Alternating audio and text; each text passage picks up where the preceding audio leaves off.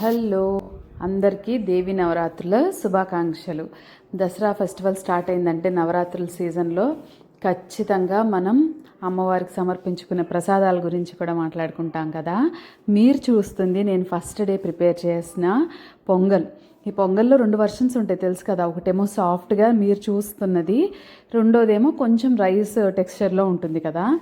సింపుల్గా కరెక్ట్గా 15-20 మినిట్స్లో కంప్లీట్ చేసుకునే కట్టె పొంగల్ ఫస్ట్ డే ప్రసాదం కింద నేను అమ్మవారికి పెట్టుకున్నాను అనమాట.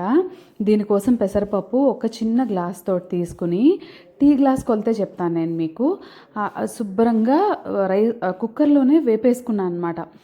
పెసరపప్పు ఎప్పుడైనా సరే పచ్చిగా కన్నా డ్రై రోస్ట్ చేసుకుంటే దాని టేస్ట్ చాలా చాలా బాగుంటుంది. ఇంకొకటి ఏంటంటే అరుగుదలకు కూడా చాలా మంచిది. అదే పెసరపప్పులో వేయించుకున్న తర్వాత మంచి కమ్మటి వాసన వచ్చిన తర్వాత అంతే క్వాంటిటీలో నేను బియ్యం యాడ్ చేసుకున్నాను. తర్వాత కొంచెం చల్లారిన తర్వాత శుభ్రంగా కడుక్కొని అదే దాంట్లో 1:2 రేషియోలో వాటర్ యాడ్ చేసుకొని సాల్ట్ యాడ్ చేసుకొని 4 విజిల్స్కి కుక్ చేశాను. సాఫ్ట్గా కుక్ అవ్వాలి కాబట్టి పాత బియ్యం అయితే ఇంకొంచెం ఎక్కువ వాటర్ యాడ్ చేసుకోండి. 4 విజిల్స్కి కుక్ అయిన తర్వాత శుభ్రంగా చక్కటి టెక్స్చర్ తోటి రెడీ అయిపోతుంది అనమాట రైస్ పొంగల్ పార్ట్. తర్వాత నేను దాంట్లోకి పోపు పెట్టుకోవడానికి అల్లం తురిమి పెట్టుకున్నాను. సన్నగా తురుముతానమాట నేను అల్లాన్ని, ఎందుకంటే అది పంటి కింద పడుకోకుండా ఫ్లేవర్ మాత్రమే యాడ్ అయితే చాలా బాగుంటుంది టేస్ట్కి. సో అల్లాన్ని సన్నగా తురుముకోండి. ఇలా కుదరలేదంటే గ్రేటర్ తోటి గ్రేట్ చేసుకున్నా కూడా చాలా బాగుంటుంది అనమాట. శుభ్రంగా అల్లాన్ని తురిమేసుకుంటే ఇది మెయిన్ పొంగల్లోకి ఇంగ్రీడియంట్ అని చెప్తాను నేనైతే, ఎందుకంటే అల్లం ఫ్లేవర్ చాలా చాలా బాగా కుదురుతుంది అనమాట ఈ అన్నము పెసరపప్పుకి. ఓకేనా. దాంతోపాటు పోపు దినుసులన్నీ రెడీ చేసుకున్నాను. శనగపప్పు, మినప్పప్పు, జీలకర్ర, ఆవాలు, అల్లము, పచ్చి కొబ్బరి సన్నగా తరిగి పెట్టేసుకున్నాను, జీడిపప్పులు కూడా. పచ్చి కొబ్బరి ఫ్లేవర్ మన ప్రసాదాన్ని లేదంటే ఈ పొంగల్ టేస్ట్ని ఇంకొంచెం పెంచుతుంది. నేను ఎప్పుడో ఒకసారి ఎక్కడో తిన్నాను అనమాట. అప్పటి నుంచి పచ్చి కొబ్బరిని యాడ్ చేసుకోవడం స్టార్ట్ చేశాను. సో నేను ఆయిల్ అయితే ఏం వేయలేదు, నూనె ఏం వేయకోకుండా నెయ్యితోనే చేసేసాను. 2 టేబుల్ స్పూన్స్ వరకు నెయ్యి వేసుకున్నాను అనమాట. అది కూడా పోపు పెట్టుకోవడానికి. ఇంత కొంచెం నెయ్యి వేసుకుంటే సరిపోతుంది చక్కగా. అది కూడా ఎలా అంటే మనం వేసుకున్న దానికి చక్కగా రైస్లో కూడా పైకి ఇలా తేలినట్టు కనిపిస్తుంది, సాఫ్ట్గా ఉంటుంది. ఈవినింగ్ వరకు అయినా సరే గట్టి పడిపోయి ముద్ద అయిపోదు. ఓకేనా. సో నేను రెడీ చేసి పెట్టుకున్న పోపు దినుసులన్నిటినీ వీటిలో యాడ్ చేసుకొని జీడిపప్పులు కొంచెం కలర్ మారేంత వరకు చక్కగా సిమ్లోనే వేయించేసుకున్నాను అనమాట. సో అల్లం ఫ్లేవర్, శనగపప్పు, జీడిపప్పు, జీలకర్ర, ఆవాలు వీటన్నిటి ఫ్లేవర్ యాడ్ అయ్యి దీనికి యాడ్ అయ్యే కరివేపాకుతోటి అసలు సిసలు టేస్ట్ వచ్చేస్తుంది అనమాట. పొంగల్లో ఆ ఇంగ్రీడియంట్స్, ఈ పోపు వేసే ఇంగ్రీడియంట్సే చాలా ఎక్కువ రోల్ ప్లే చేస్తాయి. ఇందులో ఎడిషనల్ ఫ్లేవర్ ఏంటో తెలుసా?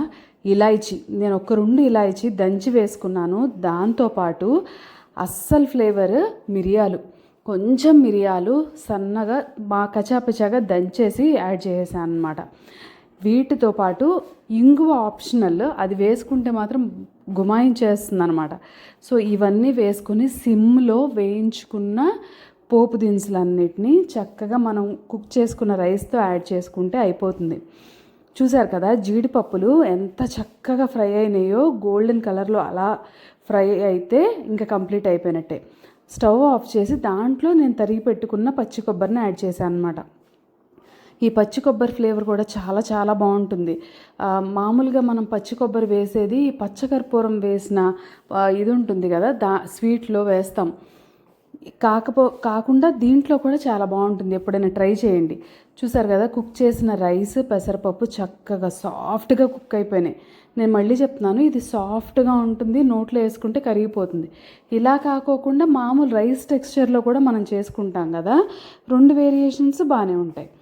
సో అందులోనే ఉప్పుతో పాటు పసుపు వేసేసుకొని కొంచెం సరిపడా వాటర్ యాడ్ చేసుకొని మంచిగా కలిపి పెట్టేశాను అనమాట.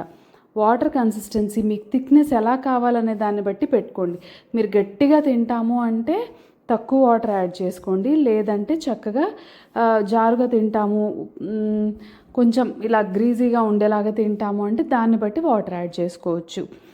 ఇప్పుడు కూడా యాడ్ చేసుకోవచ్చు. మొత్తం కుక్ అయిపోయిన తర్వాత చూసారు కదా, అన్నం మెత్తగా అయిపోయింది, చక్కగా పెసరపప్పు ఉడికిపోయింది. సో పోపు దినుసుల్లో సగం పోపు పెట్టుకున్న వాటిని తీసి ముందు రైస్లో యాడ్ చేసేసాను అనమాట.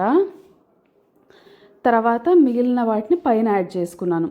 సో దీనివల్ల చూడటానికి బాగుంటుంది, తిన్న ప్రతి బైట్లోనూ చక్కగా ఈ పోపుల ఫ్లేవర్, జింజర్ ఫ్లేవర్, ఇలాచీ ఫ్లేవర్, తర్వాత మన మిరియాల ఫ్లేవర్ ఇవన్నీ యాడ్ అయ్యి మీరు చూస్తుంటే ఎంత చక్కగా కనపడుతుందో, తింటే అంతకన్నా టేస్టీగా ఉంటుంది.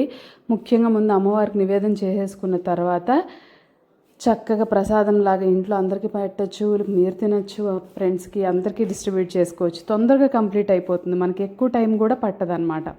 సో ఇలాంటి ప్రసాదాలన్నీ, నైవేద్యం రుచులన్నీ మన ఛానల్లో ఉన్నాయి. సింపుల్ రెసిపీస్, ఈజీ రెసిపీస్ కోసం please stay connected to kitchen spice. అలానే ఇంతకుముందు ఇప్పుడే ఇదే ఫస్ట్ టైం చూస్తుంటే ముందు మన వీడియోస్ చూడండి, నచ్చితే కనుక తప్పకుండా స్టే కనెక్టెడ్.